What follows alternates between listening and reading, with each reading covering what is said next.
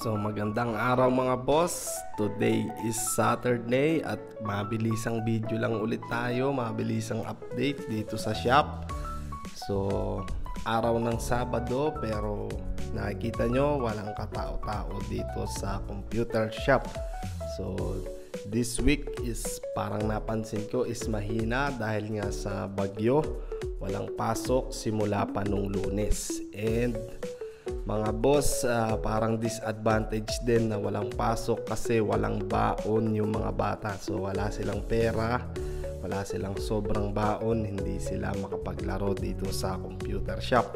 So ayan nga, araw ng Sabado pero walang katao-tao. So yun nga, siguro sa ibang shop is advantage pag walang pasok kasi marami naglalaro. Pero dito sa akin is na-observe ko na ganito, pag walang pasok dito sa amin is wala masyadong naglalaro. Dahil siguro nga yun, wala silang sobrang bounce. So ang ginawa ko is naglinis na lang ako, hindi ko na lang na-videoan yan. Nawalisan natin yung mga ilalim. Tapos napunasan natin yung mga table ng computer.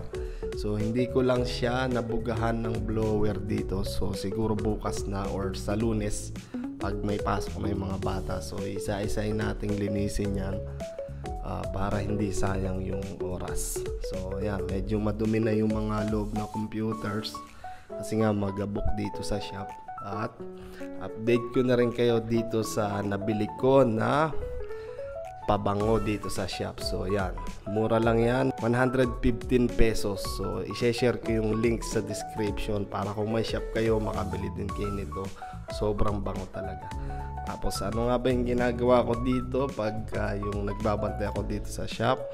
So ngayon is yan, naglalaro ako ng Run Episode 3. So ayan, sa mga kasing edad ko siguro inabot nyo to Run online. Pero ito private server pero classic na leveling. So ayan, napakabagal lang experience at low drop rate. So ayan, dyan ako naglilibang Run online episode 3. So ito, share natin to. Pindutin mo lang siya. Ganito papakita ko.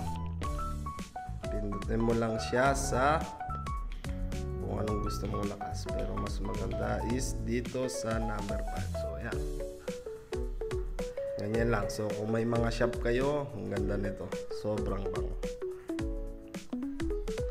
And yun nga, so humina nga tayo at ang gagawin natin is malalaman natin yan sa Tuesday pag nag points out na tayo kung magkano yung ibinaba niya.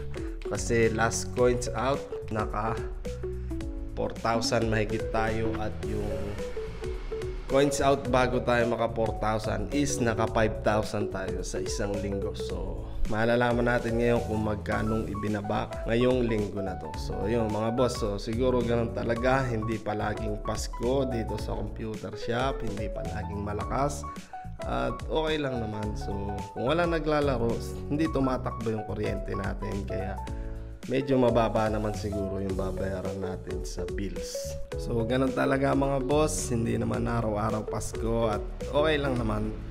So habang wala naglalaro is hindi naman tumatakbo yung ating kuryente, kaya medyo mababa naman siguro yung babayaran natin sa kuryente. So hanggang doon na lang mga boss, mabilis ang update lang yun, mabilis ang video. Let's go!